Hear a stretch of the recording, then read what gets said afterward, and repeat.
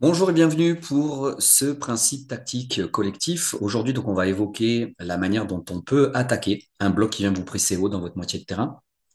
Et on va utiliser en fait les deux buts qui ont été marqués par Manchester City contre Chelsea pour mettre en avant un certain principe que vous pouvez développer avec vos équipes et avec vos joueurs dans le cadre de l'attaque que vous allez mettre en place face à un bloc défensif qui vient vous presser haut. City devait faire face à un bloc défensif adverse qui venait les presser haut dans leur moitié de terrain, qui venait les presser dans leur camp. Donc, quand votre équipe est en possession du ballon, face à une défense en place, elle va se retrouver dans le moment de jeu qu'on appelle l'attaque placée. Donc, différents styles qui peuvent être mis en place par les équipes, par vos équipes, en termes de type d'attaque placée. On connaît le style de City, qui est plutôt un style de jeu orienté indirect, c'est-à-dire avec une organisation des joueurs sur le terrain avec une occupation des espaces et des modalités de déplacement du ballon plutôt sur du jeu court qui vont faire qu'ils vont se créer des situations en avantage. Et là, en l'occurrence, sur les deux buts qui ont été marqués, on voit bien qu'ils ont utilisé un autre style de jeu, c'est-à-dire un style de jeu plus direct pour mettre tout de suite le danger sur la dernière ligne défensive. Alors, qu'est-ce qui a fait que Manchester City a plutôt effectué ce choix-là de jouer sur un style de jeu plus direct, alors que habituellement leur style de jeu en attaque placée est plutôt un style de jeu indirect. En fait, il faut toujours remettre les choses dans un contexte spécifique. Et dans ce contexte particulier, Manchester City devait faire face à une équipe de Chelsea qui venait les presser dans leur moitié de terrain. Et dans le cadre de ce pressing haut qui peut être effectué par les équipes, on va pouvoir observer différents types, différents styles de pressing haut qui vont se mettre en place. Donc, il va en exister trois. Nous, on va en évoquer un aujourd'hui. C'est le pressing haut orienté joueur. C'est quoi le pressing haut orienté joueur?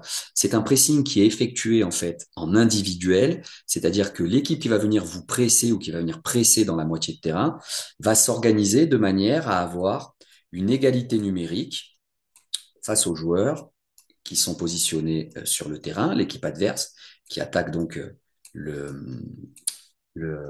à la ressortie du ballon. Et donc, il va y avoir une égalité numérique, un marquage individuel qui va se mettre en place. Donc ça, c'est une orientation possible dans le cadre d'un projet de jeu défensif et d'un modèle de jeu. Et c'est en tout cas le choix qui a été fait par l'équipe de Chelsea d'avoir une défense orientée joueur avec une défense en individuel, une défense homme pour homme. Donc face à ce type de défense, on va retrouver donc cette égalité numérique et notamment cette égalité numérique, et c'est cette information importante qu'il faut que vos joueurs soient capables d'identifier, l'égalité numérique va se retrouver notamment sur la dernière ligne défensive. Et ça, c'est une information qui est capitale, notamment pour soit votre gardien de but, soit vos défenseurs qui vont se retrouver face au jeu. Parce que dans cette situation précise, lorsque on est face à une équipe qui vient nous presser haut en individuel et qu'il existe une égalité numérique sur la dernière ligne défensive, à ce moment-là, c'est une des conditions qui peut nous orienter vers la prise de décision de jouer un ballon long pour mettre la pression en fait sur la dernière ligne défensive. Donc, plusieurs possibilités ensuite vont se présenter par rapport au jeu qui va être effectué, au jeu long qui va être effectué. Donc là, en l'occurrence, sur les buts de City, avec les départs des ballons du gardien de but. Première possibilité, on va avoir, et on a identifié en fait dans notre équipe des joueurs qui sont capables soit de dévier le ballon pour donner de la continuité pour un partenaire qui va, euh, qui va jouer ce second ballon, soit être capable de remiser, on est toujours un petit peu sur le même principe, hein, duel homme à homme, de pouvoir remiser pardon, pour des joueurs qui vont venir dans la zone du second ballon, pour pouvoir éventuellement, dans un second temps, se retrouver face au jeu et pouvoir jouer des ballons dans la profondeur. Ça peut être une deuxième possibilité. Une troisième possibilité, c'est tout simplement de faire en sorte que le ballon qui est transmis aille dans l'espace, dans le dos de la dernière ligne défensive et que l'attaquant joue le duel pour pouvoir gagner ce premier ballon et aller vers le but. Et une dernière possibilité qui va exister, c'est le fait que l'attaquant va venir décrocher, notamment par des mouvements longs.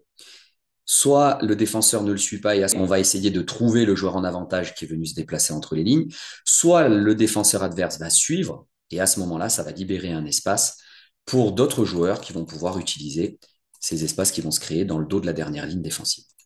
Donc plusieurs options qui sont possibles sur ce jeu direct. Mais ce qu'il faut bien identifier à ce moment pour prendre un avantage sur l'adversaire, c'est vraiment cette idée de quel est le rapport de force sur la dernière ligne défensive. Et là, en l'occurrence, si on est sur une égalité numérique, eh bien, il va falloir essayer de mettre le danger sur cette dernière ligne parce que l'équipe adverse prend le risque de venir défendre en individuel dans votre moitié de terrain. Elle prend le risque d'être sur une orientation joueur.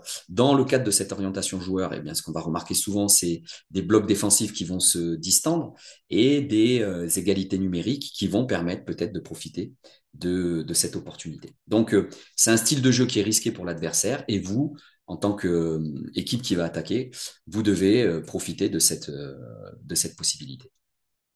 Donc, ce qu'il va falloir apprendre à vos joueurs, c'est d'identifier le rapport de force pour pouvoir jouer ce ballon long sur la dernière ligne défensive, soit en jouant dans l'espace, soit en jouant sur les trajectoires avec des ballons qui vont être déviés par les attaquants.